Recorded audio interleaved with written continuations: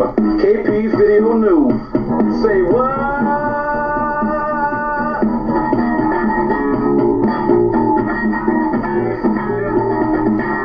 KP.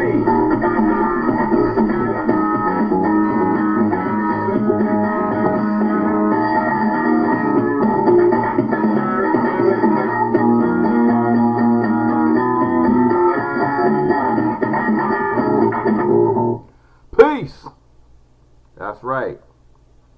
It's just checking out my new jingle I just created this morning. Sounds pretty good. Sounds pretty good. Let's see here. Wow, man, this is some real bad news that I have to bring forward today, and it's just like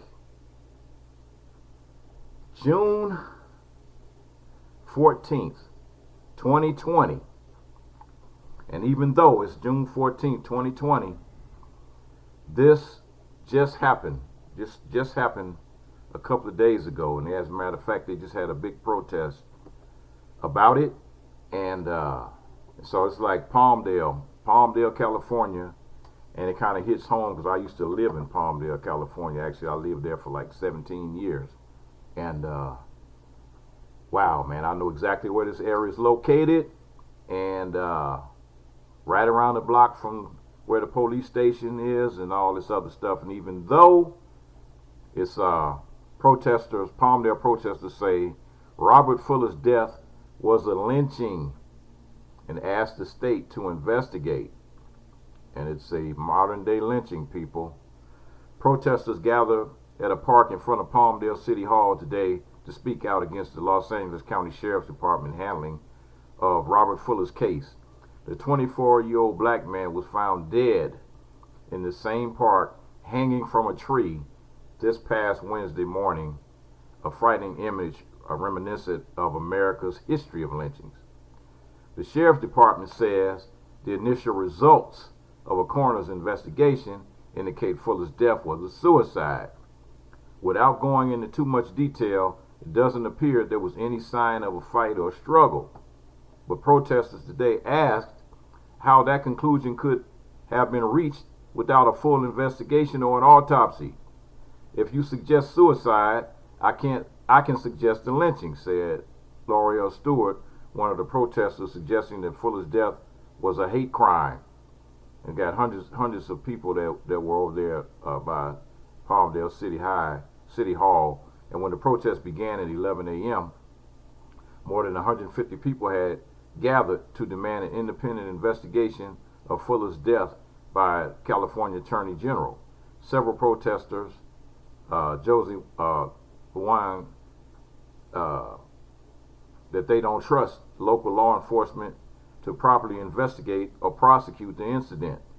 Demonstrators chanted, "Say his name," echoing Black Lives Matter call for an end to violence targeting black Americans. In the early afternoon, protesters moved from City Hall to Palmdale Sheriff's Department demanding answers to their questions. At least a dozen deputies were inside there with their helmets on for a tense 45 minutes as chants continued outside. Eventually, Lieutenant Derek Ballantyne came out to address the crowd, saying that there is an ongoing investigation into Fuller's death. About whether he is open to an independent investigation by the state into Robert Fuller's case and how it's been handled, he said, "Me personally, yes, but I can't make that call. I have no problem with it. We're transparent." Tensions were high, but there were no altercations during the protest. A white community liaison put himself between the protesters and the sheriff deputies to facilitate. By 12:30, most of the protesters had returned to the park by City Hall. Some marched down the street on Palmdale Boulevard, chanting Fuller's name. At one point, some protesters threatened to cut down the tree where Fuller was found, but they were persuaded not to. At 3:30, after two marches to the sheriff's station, the crowd returned to the park and the sheriff's helicopter began circling and instructing them to disperse. About that same time, about 15 sheriff deputies' vehicles gathered across the street from the park, but left as the protesters shouted at them. And so Members of Fuller's family who live in Lancaster were present at the gathering. One protester speaking for the family asked others to pray for them and give them space. They are still grieving, she said. Demonstrators placed candles and flowers around the tree where Fuller's body was found. Diamond Alexander, Fuller's oldest sister, was shocked by how small the tree was. She said she couldn't believe that Fuller, who was tall at least 5'10", would hang himself from a tree that was barely taller than him. We're sitting here staring at this tree, he said. It makes no sense. My brother's tall. My brother was not suicidal. He wasn't. Tom Anderson, a friend of Fuller, said the last time she saw him 2 weeks ago at a 7-Eleven store not far from the park where his body was later found. The two discussed the recent wave of Black Lives Matter protests in the wake of George Floyd's death. She said Fuller was excited about the movement and seemed to be in good spirits. The two friends had a group trip planned to Las Vegas later this summer. Palmdale Mayor said at a news conference on Friday afternoon that there are only 2 cameras at the square. Both are low resolution and follow traffic in real time but don't record. Because of that, investigators say they don't have video evidence of what happened in the early hours on Wednesday morning before Fuller's death and his body was found. They are asking members of the public to come forward if they heard or saw anything. We encourage anyone with information about the incident to call the Sheriff's Homicide Bureau. The city of Palmdale announced in a press release this morning that officials support the protesters' call for a full investigation, and we will settle for nothing less than a thorough account of this matter, the statement says. On Friday night, just after 11 p.m., the Antelope Valley branch of the NAACP released a statement saying that the circumstances of Fuller's death are suspicious, especially given another incident that happened the next day. Fuller's body was found Wednesday morning, and on Thursday morning, an unarmed man named Michael Thomas was fatally shot by Lancaster Sheriff's Department, who was responding to a domestic violence call. The NAACP is asking for a full investigation into both incidents, including information on why deadly force was necessary in Michael Thomas' shooting. The organization also asked that both investigations be expedited and that families be given full access to updates immediately, saying they deserve to know if foul play was involved. Must negative interactions between communities of color and law enforcement always be deadly? The statement reads, public trust continues to erode after each incident. Wasn't the loss of George Floyd just two weeks ago enough? Fuller's sister said that she and her family want answers from the Sheriff's Department too. It's like everything that they've been telling us has not been right, she said. We've been hearing one thing and then we hear another. We just want to know the truth. And to add on to that, it was another lynching, and I think you got Palmdale, and then you have Victorville. I believe Victorville is probably about, I'm going to say maybe 30 miles east of Palmdale. Well, anyway, California investigates the hangings of 2 black men. So officials in 2 Southern California communities are investigating the hanging deaths of 2 African-American men. The body of 24-year-old Robert Fuller, that's the one I just talked about in Palmdale, and late last month, the body of Malcolm Harsh, who was 38 years old, was also found hanging from a tree in Victorville near a homeless campsite. Authorities in both locations initially suspected the men had committed suicide, but are now reserving final decisions in response to community uproar and pending further investigation. Thousands of people turned out Saturday in Palmdale for a memorial for Fuller. Diamond Alexander, Fuller's sister, said, "We just want the truth. My brother was not suicidal. He was a survivor." One woman told the media that while officials suspected suicide, she suspected a lynching. The Harsh family in Victorville has issued a statement saying that they want justice, not comfortable excuses. They added, "There are many ways to die, but considering the current racial tension, a black man hanging himself from a tree definitely does not sit well with us right now." The U.S. has experienced protests across the country recently in response to the death of George Floyd. an African-American man who died after a police officer pressed his knee into Floyd's neck for nearly 9 minutes. America has a long history of hanging or lynching black people. The National Memorial for Peace and Justice Museum in Montgomery, Alabama, says this national memorial acknowledging the victims of racial terror and lynchings. And on that note, here we have this complete idiot, Rand Paul, stalls a bill that would make lynching a federal crime, a federal hate crime. The Republican argued anti-lynching legislation drafted too broadly after the House renamed the bill previously approved by the Senate. It was already approved.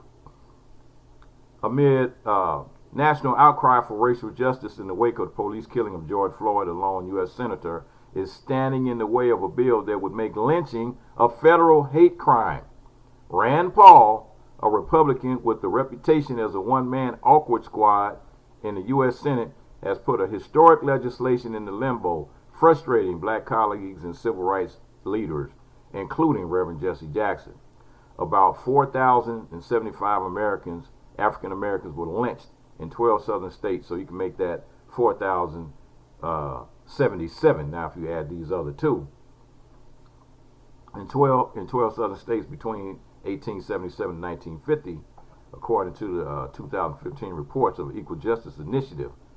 Some were watched by crowds as if attending a form of public entertainment. Ida B. Wells, a crusading African-American journalist, once said, "Our country, national crime is lynching."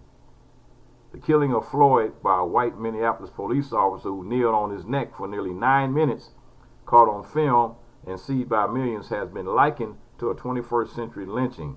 It spurred more than 3 weeks of worldwide protests. And those protests are still ongoing. From 1882 to 1896, Congress failed to pass anti-lynching legislation 200 times, but this moment appeared to be different. Kamala Harris, Cory Booker, and Tim Scott, the only 3 African-American members of the Senate, led the unanimous passage of the legislation in that chamber in 2018 and 2019. The House of Representatives then passed it by a 410 to 4 vote in February, but they renamed it for Emmett Till, 14-year-old boy who was lynched in Mississippi in 1955. That was the only change that returned the bill to the Senate, which makes Paul's sudden objection all the more idiosyncratic. The Democratic congressional Congressman Bobby Rush, who proposed the House legislation, tweeted, "The language of Emmett Till Anti-Lynching Act is identical to the bill that was unanimously approved by the Senate. The only conclusion I can draw from Rand Paul's sudden opposition is that he has an issue with the House being named after Emmett Till." So, in 2017, he was physically assaulted by a neighbor mowing his lawn. 2018, he visited Russia and delivered a letter from Donald Trump to Putin. Earlier this year, he became the first senator to test positive for coronavirus, shortly after being the only one to vote against a bipartisan $8 billion deal to provide emergency coronavirus funding. Now, he argues that the anti-lynching legislation is drafted too broadly and could define minor assaults as lynching. This is Rand Paul. This is what Rand Paul is trying to do.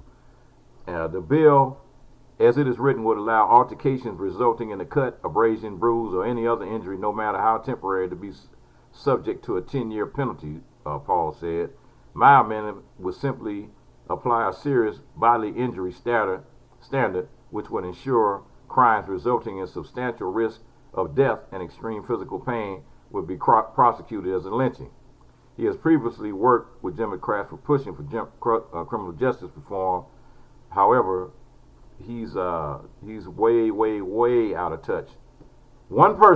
This is one person that is holding up the anti-lynching bill, and so they did that vote before these 2 people just got lynched in California. So let's bring it back, put it back on the floor, So this is one person that made a statement, and he said, I understand that he wants to strengthen the bill with certain language as an amendment. She said he doesn't want it to go away. He wants it to be strengthened from his perspective. But I think it's a bit out of step with political climate that we're in, so he's going to get the backlash. Well, Senator Tim Scott said he's going to talk to him and see if he can work something out in the language. I think they will be able to come to some kind of agreement, and it eventually pass. I don't see it being held up forever. It's been held up for 200 years, man. Come on now. 200 years they've been holding up this anti-lynching bill, so it's it makes absolutely positively no sense whatsoever in the year 2020 that we would be even discussing someone trying to stop an anti-lynching bill to be passed. And that's Rand Paul. Remember that name. R-A-N-D-P-A-U-L. Rand Paul. And it's time for KP's Video News. Say what?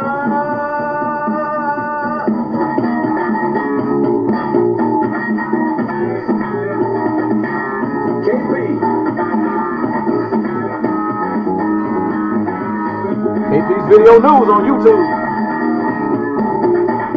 KP's Video News on YouTube. Tasty beverage. Peace.